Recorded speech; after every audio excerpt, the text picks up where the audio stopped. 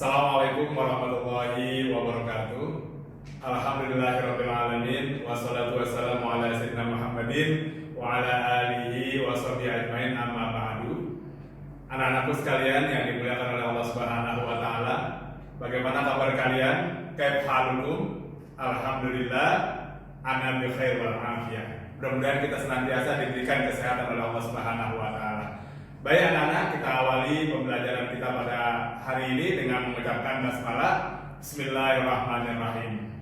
Anak-anakku yang dimuliakan oleh Allah Subhanahu wa taala, kali ini kita akan belajar pendidikan agama Islam.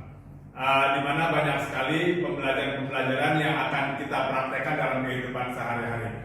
Mudah-mudahan dengan kita belajar ini, maka kita akan mengetahui apa yang harus kita lakukan dan apa yang harus kita lakukan, apa yang dibolehkan oleh Allah Subhanahu wa taala, apa yang dilarang oleh Allah Subhanahu wa taala, apa yang terbaik kita lakukan dan apa yang harus kita tinggalkan.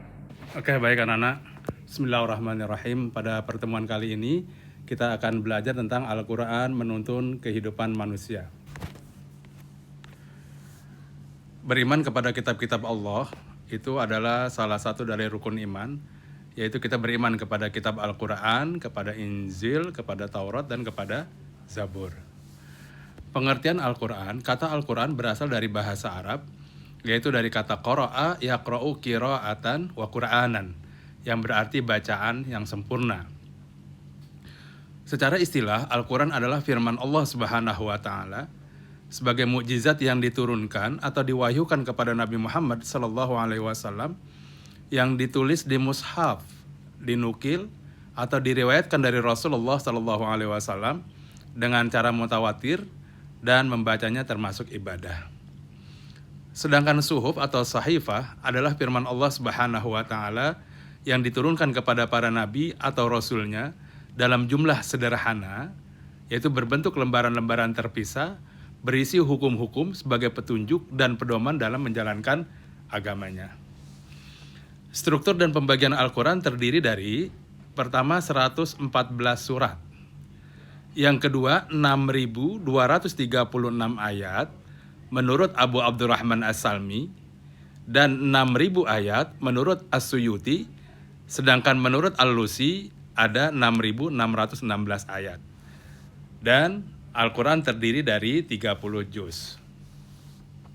Berdasarkan panjang pendeknya surat dalam Al-Qur'an, yang pertama As'abut Tiwal atau 7 surat panjang, yaitu surat Al-Baqarah, Ali Imran, An-Nisa, Al-A'raf, Al-An'am, Al-Ma'idah, dan surah Yunus. Yang kedua Al-Mi'un atau surat yang terdiri dari seratusan ayat lebih. Contohnya surat Hud, Yusuf, Mu'min, dan lain sebagainya. Yang ketiga Al-Matsani, yaitu surat yang kurang sedikit dari 100, contohnya surat Al-Anfal, Al-Hijr, dan lain sebagainya.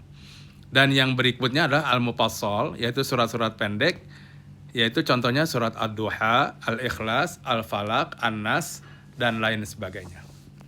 Berdasarkan masa turunnya, Al-Qur'an ada yang disebut dengan periode Mekah, yaitu surat Makkiyah. Surat ini, Quran ini atau surat ini turun sebelum hijrah Nabi Muhammad SAW ke Madinah. Yang kedua periode Madinah atau surat Madaniyah, dan turunnya setelah Nabi hijrah ke Madinah.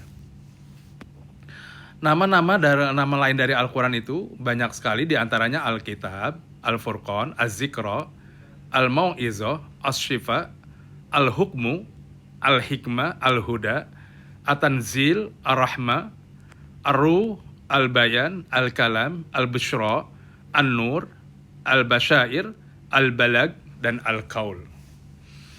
Keistimewaan dan kedudukan Al-Quran dari kitab-kitab yang lainnya, yang pertama, Al-Quran senantiasa terjaga kemurnian dan keasliannya. Yang kedua, melengkapi, mengontrol, dan meluruskan isi kitab-kitab Allah Subhanahu wa taala yang terdahulu.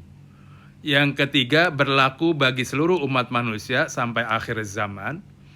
Yang keempat, mukjizat terbesar yang Allah Subhanahu wa taala karuniakan kepada Nabi Muhammad SAW yang tidak dapat tertandingi oleh ide-ide manusia yang ingin menyimpangkannya. Yang kelima, Al-Quran atau bahasa Al-Quran tetap digunakan sebagai bahasa komunikasi umat manusia yang mudah dipahami hingga saat ini. Yang keenam, pendorong manusia agar memikirkan alam semesta dan segala isinya, sehingga ilmu pengetahuan manusia akan terus meningkat ke arah yang lebih maju. Yang ketujuh, tidak ada bacaan semacam Al-Quran yang dibaca oleh jutaan orang yang tidak mengerti artinya atau tidak dapat menulis aksaranya. Dan yang kedelapan, yang membaca dan menghafalnya akan mendapatkan kedudukan. Demikianlah pembelajaran kita pada kesempatan hari ini. Mudah-mudahan dapat dipahami. Kalian bisa bertanya lebih lanjut kepada Bapak apabila ada hal-hal yang kurang dipahami atau diketahui. Terima kasih. Baik anak-anak, sampai di sini pembelajaran kita. Bila kalian masih kurang paham, kalian boleh nanti menanyakan langsung kepada Bapak apa yang kalian ingin tanyakan, ingin lebih dimengerti lebih dalam lagi. Kita cukupkan dengan membaca hamdalah. Alhamdulillahirabbil alamin. Wassalamualaikum warahmatullahi wabarakatuh.